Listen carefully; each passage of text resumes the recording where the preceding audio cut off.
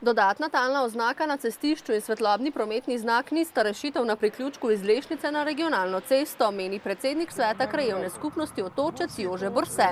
In dodaja, da se ljudje izogibajo temu odcepu.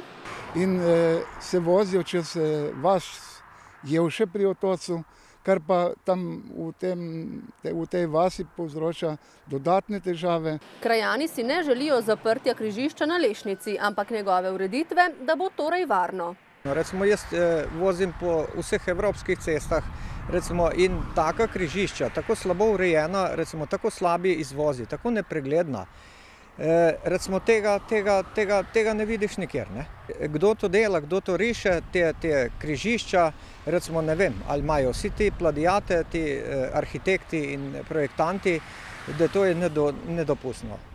Sicer pa prebivalci Otočca in okolice že nekaj let čakajo na obljubljeno krožišče z navezavo na staro cesto H1, katerega gradnja se izmika. Začetek, tako Borse, je bil predviden avgusta 2010. Občina bi po njegovem lahko izvajala večji pritisk na naložbenika, direkcijo. Ker imajo zavlačevanja dovolj, razmišljajo tudi o državljanski nepokorščini.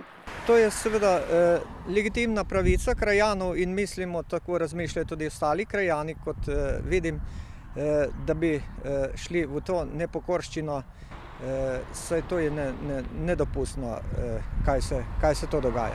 Krajani pa zahtevajo tudi obnovo ceste Lešnica-Kronovo, ki je po izgradnji avtoceste ostala poškodovana.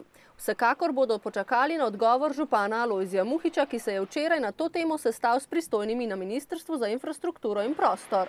Pojasnila, v kateri fazi je projekt krožišča, pa naj bi za našo kamero podal jutri.